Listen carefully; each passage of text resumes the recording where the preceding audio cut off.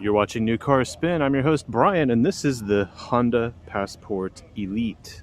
This is actually based on the same platform as the Ridgeline, which is their truck. Today we're going to off-road this sucker, and it's pretty dirty already, but we're going to get it dirtier. We're going to see what this thing is capable of at an off-road park. Here we are in South Texas, and we have plenty of land to use. So let's hop in this and talk to Dave from Honda. We got Davis, actually. Davis from Honda. Hey, Davis, what's up? How's it going? It's going well. All right. Welcome to my Passport. Excellent. So we're already on right now. Okay, let me just turn the fan speed down just so the camera doesn't freak out. Sure. And then, I don't know, do we wear seatbelts here? Yeah, we wear seatbelts. Yeah. Okay. Of course we wear seatbelts. So I don't want you to die. All right, so this looks similar to the Pilot. the Pilot, yeah. Yeah, So- there's good reason for that. So the new Passport, so it's brand new for 2019. As you know, we used to make the Passport in partnership with Isuzu. So Isuzu made the Passports for us. I did not know that. Yeah, it was actually the Honda Passport and the Isuzu Rodeo were the same vehicle, way back when in the 90s. Okay. And so now, I'll let you hold this. This Passport is ours from the ground up, and we build it in our Lincoln, Alabama factory in the same place where we build the Pilot, the Ridgeline, and the Oddyssey. So it is on the same platform as those vehicles too. So the wheelbase is the exact same as the Pilot. Okay. The difference being that it's about six inches shorter. In the back, there's a lot less overhang because we're in a 2-row SUV instead of a 3-row SUV. Okay. So the proportions on this are a little better. It's an inch taller, so you actually get a little more ground clearance, but you still have the same 3.5-liter V6, 280 horsepower, 262 pound-feet of torque. You still have the torque vectoring all-wheel drive system, so we're able to move up to 70% of the torque to the back of the car, and we're able to send 100% of that torque is going to the back, side to side, instantly. Interesting. So, and then you have our ITM, Intelligent Traction Management System. So you have normal, sand, snow, and mud modes. And we're going to dig into 3 of those today. Excellent. Yeah. Yeah. All right. Let's go do that. So we also have some modes here. We have driver's assistance, right? So we're going to have our lane keeping and then radar cruise with emergency braking, right? Of course. Absolutely. Okay. And it's the Elite, so it's going to come with everything. Yeah, and actually that's something that we're moving toward. The driver safety system is something that we want to put across all of our Hondas going forward. So we're slowly including it kind of across the board on all trims. Okay. So you can look at now, you can get a Honda Fit that has it on the EX trim and up. You can get it standard on the Civic. It's standard on the Accord. Okay. So as we continue to introduce more and more vehicles, you're going to find that Honda Sensing moves further and further and further into the more entry-level products, so that it's really safety for everyone. Awesome. Yeah. All right. So, we're going to put this in drive. So, just like the Pilot, we have this. Look at how easy that was. Yeah, right. Yeah. Just push where you want to go. And then, so this button here is what you were talking about. That's your Intelligent Traction Management selector. That's right. So when you push that button, you'll see on this screen here, like normal modes where we are now. You can rifle through them, so snow, mud, and sand. Okay. This course is going to be primarily dealt with in sand and mud modes, depending on what we're doing. Okay. But that's because what we're doing, we're already on loose gravel now, as we stand now. We're going to head down this hill in a few minutes. We're going to go down into kind of a sandy wash. There's a more or less mostly dried up lake bed down there. We can go play around in that. Okay. There's a lot of wheel articulation that we'll get to see with this. You'll get to see, kind of how the torque vectoring works in this, and that'll show up on this screen here. Okay. Right now, since we're in park, it's not doing anything, but as we we're start stopped. moving, you'll see it, move power from wheel to wheel as it needs to. Mhm. And then eventually we'll get into some water and that kind of stuff and some mud, and we'll dig it into mud mode too. Those Cool. modes let the wheels spin more freely, so it doesn't bog down with the VSC and stuff. Awesome. Okay. It's good. Well, on New Car Spin this year, I do not edit. I just shoot and we go with it. So That seems so efficient. yeah, we're just gonna keep it real on my channel. So I appreciate everyone for watching. I appreciate Davis. Thank you again for this demo, and please be sure to like and subscribe. And if you have any comments or questions, put them in the comments below, and Davis will see them. So I can't wait. yeah. Okay. Good. Well, let's head out. All right, I'm gonna hold this and I'll let you do the driving, and Okay. we're gonna follow These guys for now. Okay. Got some very colorful products out here right now. Toyotas and Rams and Jeeps. FCA stuff, yeah. What's fun is this vehicle that we're in right now, this Passport, looks black, but it's actually brown. You'll see it more as the sun continues to break through the clouds and everything. It's really dark brown. What's the name of that? It is called Black Copper Pearl, I believe. Let's see if I nailed that one. This one, yeah, it's black. This is not the right Monroe because this says Black Forest Pearl. That's actually our green, so I believe it's black. It's the Black Copper, copper though. And then price. What is the price? So this Passport can be had for $31,000. You are sitting in about 45 right now as a loaded car. Okay. But loaded means that you have Elite comes standard with the all-wheel drive system. Loaded means that you have all of the you have CarPlay, Android Auto, you have Honda Sensing, you have this gentleman right here who's going to check us out. BG 3. Number 3. Yep. Go ahead. Thank you. Thanks. But it has a ton of features. You have heated and cooled seats. You have wireless charging for your phone. Mm-hmm. Full LED headlights and all that jazz too. So yeah, why don't we go for a ride down this hill? Okay, we'll do that. Would you rather me focus on you or on the road ahead? The road ahead. Yeah. All right. I'm not worth looking at. I think you look great. Well, thank you, but this is all about the car. So Sure. we're gonna do this. All right. So we're gonna follow the blue Tundra in front of us. Yeah, not the Tacoma. So what we're gonna do is, as you know, with off-roading, it's all about going slowly to go places that you haven't gone before, rather than just jumping over stuff. So the goal is always going to be, can you put one wheel down first rather than two at the same time? Like put one wheel down, real slow, beautiful, and you just keep on going. We are in sand mode right now, which will be great for this berm right here in front of us. It's already a little bit rutted. Mm-hmm. And continue to just kind of follow this real slow and steady and give it the consistent throttle. There it goes. You can see here on the screen the articulation. It's the torque moving from wheel to wheel and everything. We'll just continue following around this sandy area. Oh, more like mud now too. Yeah, I think as that continues to get rutted out, some of that water will pour over here. See if you can turn the camera over there and just shoot what we just went through. Yeah, of course. So that's kind of fun. It's actually steeper than it looks, right? When you see that guy going up that hill, it's and pretty drama free. I'm always tempted to just do donuts and wick everything up onto the roof. So I like that. What's cool about the way this system works, because it's not a traditional four-wheel drive system, it's a torque vectoring all-wheel drive system, which means that it is able to move power around very, very quickly without bogging down the diffs or anything like that. So you can treat this car like a Baja, racer, and just slide it through sand. It never smells like you're cooking a four-wheel drive diff or anything like that. That's great. Nice. Yeah. So I'm going to ask that we switch it over to mud mode. And the reason for that is because we are going to go play in the mud right here. So we'll go down here. That says mud.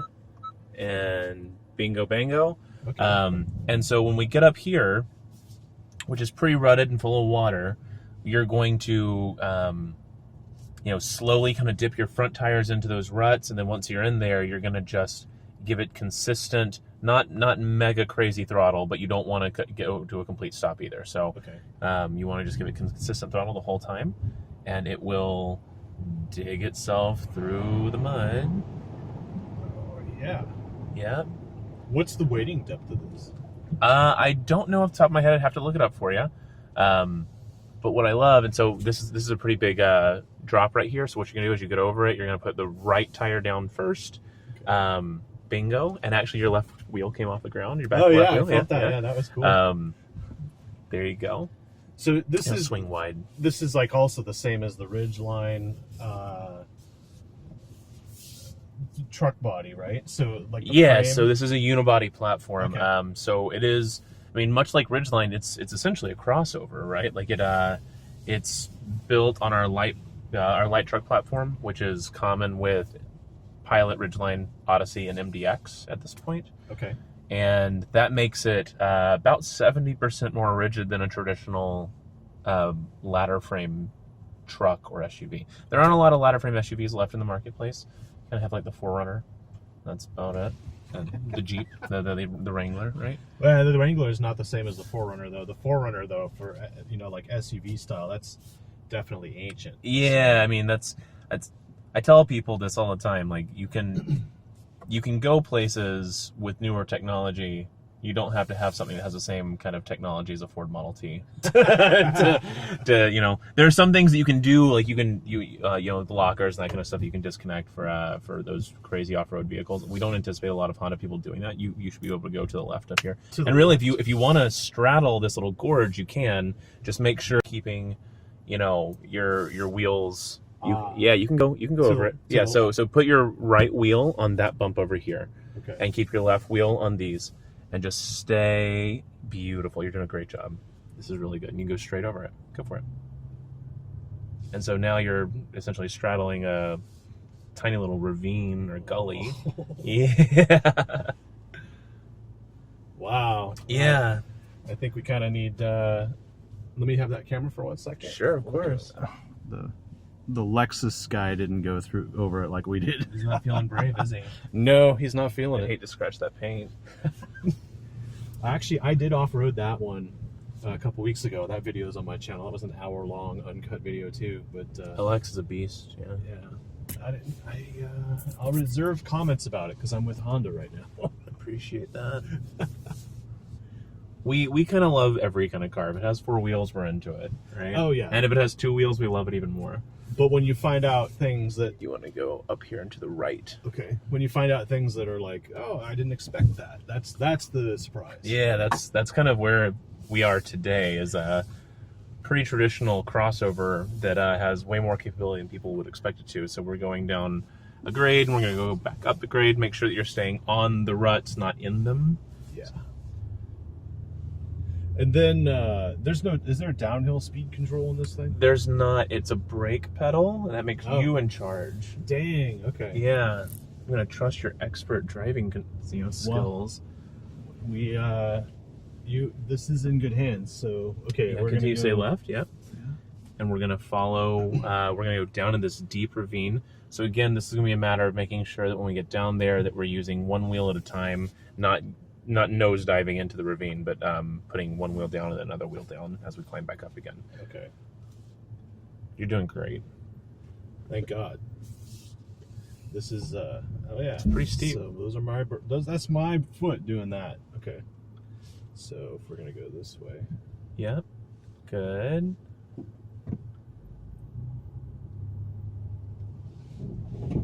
A little bit of scraping. Does it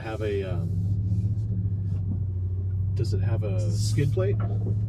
This one doesn't. We have some dealers that sell accessories that can do that though. Our friends at J Sport USA do make skid plates for Passport. I'm gonna stay to the left up here. Oh, I think we just did we put it in reverse? Yes. We come off course a little bit.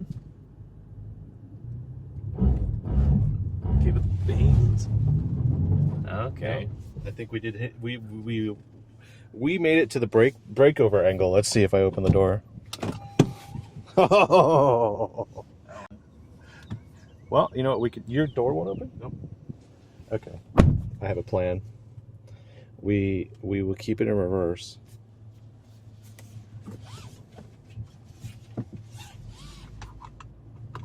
What is the other mode in here?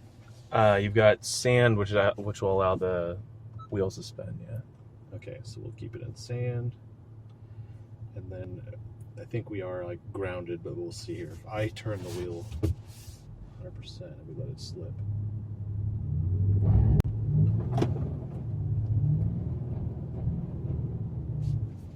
That definitely feels like we're grounded. Yeah, try giving it forward and giving it full throttle first.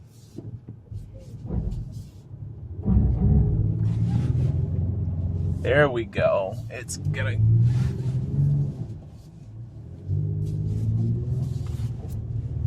Bingo. All right. So you cannot get A Passport Elite stuck. All right, mission accomplished. Yeah. I'm gonna see what else I can do over there with the next vehicles. Yeah. So that when you go with the next one, the course actually goes to the left, and we kind of stayed to the right. Yeah. So we went a little off the trail, which is fine. They said it was marked. So which way do we go? So I believe we go to the right, and we go down this path. Okay, we want to stay in sand now, or do we? You can if you want. This Okay. is all. It's all gonna be gravel. So this is full-time all-wheel drive. This is actually so it's selective based. So if you're cruising on the highway, you're actually in front-wheel drive. It moves to all-wheel drive when it needs to. You can follow that that Nissan up there. Okay. And kind of just like it's whether it's slipping. Oh, that's a pretty steep breakover that you went over there, isn't it? Yep. Yeah, it's awesome. You want to show that over there? Yeah, it's over there. Yeah, just right where that rear wheel is on that. That's pretty cool. Yeah. Let's go down this path. I believe is where we're going. You know this place like you own it. That's not true. I'm just making up as I go. Oh, okay. I believe this is the way we went earlier, but I could be wrong about that. Yeah, this is not that. So we'll flip it around. Okay. Looks pretty. You can. Safe. Yeah.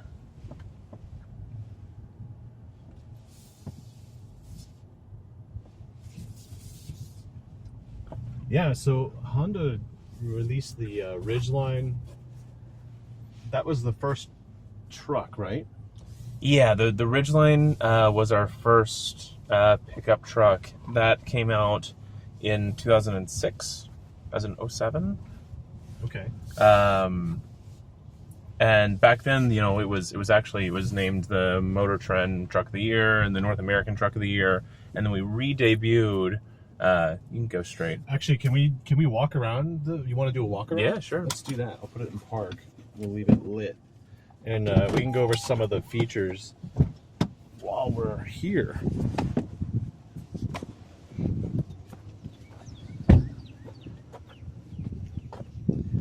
Oh, where'd you go? Where's the light? Let's just start with what's under the hood. Oh yeah. Yeah. So I gotta pop I'll can I pop the hood for you? Yeah.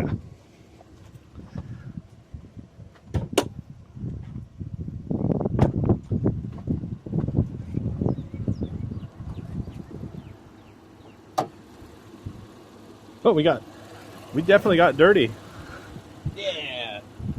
So, Passport's powered by a 3.5 liter V6, right? That has 280 horsepower, 262 pound-feet of torque. You put the premium in it, it has 290 horsepower. Interesting. Yeah. So it is our, it's our normal V6 we put in a lot of our vehicles. It has VTEC, so it does have a second cam profile. It makes it awesome. You can rev it up, and it's gives it additional power.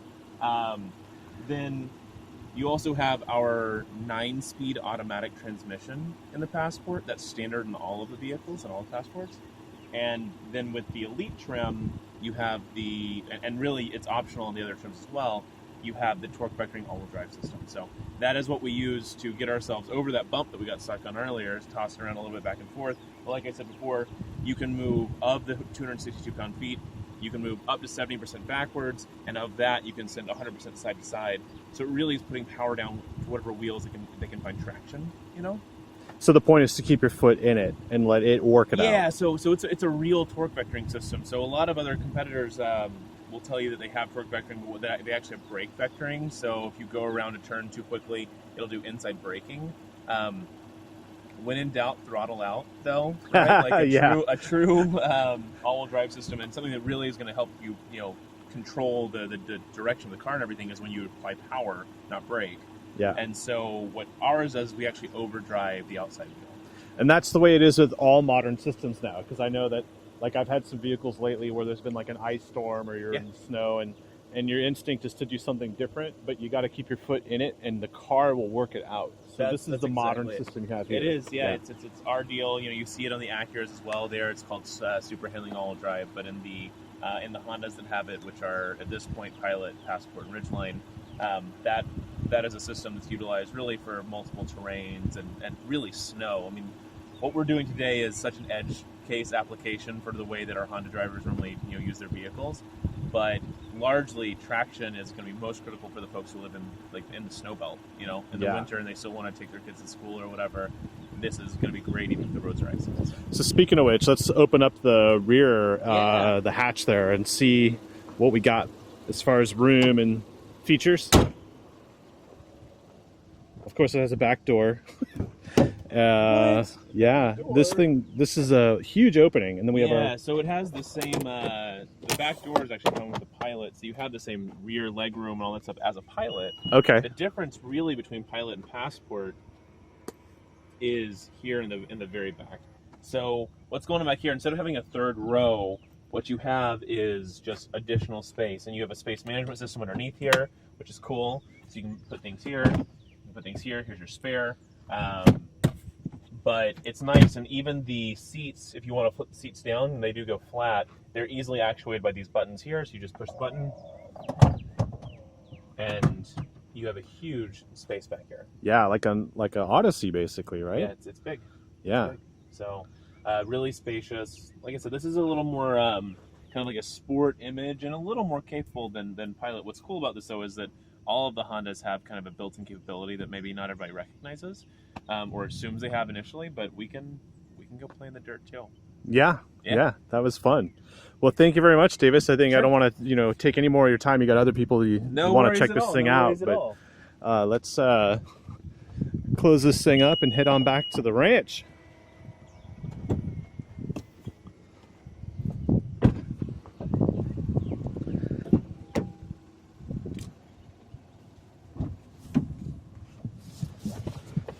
Oh, we also have vented and heated seats. We have all the features that we would get in the Pilot, right? Yeah, and what's nice about Passport inside this segment is that it is more capable than some of the soft rotors, like the Nissan Murano or Ford Edge, which are similarly sized but not meant for this kind of use at all, right? Okay.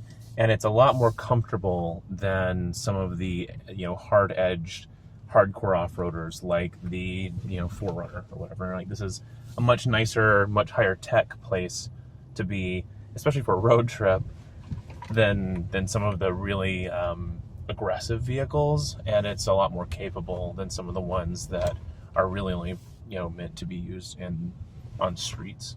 Yeah, and I did have the Pilot recently. I did a review on the Pilot, and I think the seat is different between this and the Pilot. Nope. Okay. Same. So it's got the same armrest. Mm-hmm. Okay. You know what I said about that, right? What did you say about that? I'm not going to tell you. Okay. I'll have to go watch the video then. No, I think the third row in the Pilot versus the size of this and being able to just take this off like you would a truck. Yeah. This to me strikes me as differently than the Pilot. It's interesting because they really are essentially the same vehicle underneath. The only real advantage this has over Pilot for off-road is that the Pilot has 6 more inches of rear overhang, so its departure angles are less aggressive than Passport's. But in terms of its actual capability, they're very similar. Same vehicle length, though? Yeah.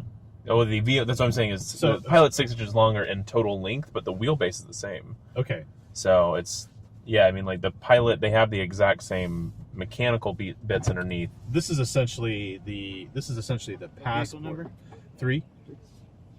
Thank you. This is essentially the Passport with a bigger cabin. Or the Pilot. Pilot would be kind of like a Passport with a larger cabin, more seating capacity. Yeah. Okay. That's essentially, but otherwise they're very similar products. Cool. All right, let's park this thing right here.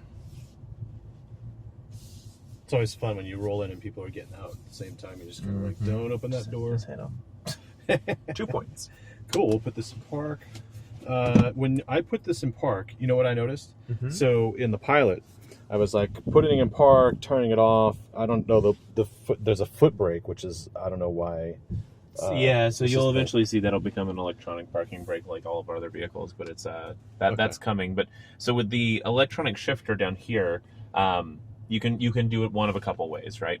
So if you open the door, the car will go to park because it doesn't want you driving See? Yep. Okay. I'll put it back in drive. If you turn the car off, it'll put it in park, or you can push it. You can hit the park button yourself. But if you're already if the car's on right now and you turn it off, it automatically will go there too. Yeah. So that's what I was doing in the Pilot, which actually was convenient because a lot of the new cars that have this electronic control, you just turn the car off and you're done. yeah, And some of them will set the electric brake, which is why I know you guys are going to. yeah, it's like CRV does that, for example. It turns Okay. it applies the brake automatically, and that's a setting on CRV that you can disable. But eventually, when this moves to electronic parking brake, it'll be similar to that too. Cool. Well, thank you very much, Yeah, Davis. That of was course. fun. It was fun. Yeah. I'm glad that we overcame some adversity today. I know. We put it to the test and it Yeah. passed. It was So, great. Cool. Thank you very much. Have a good time. You too. Next.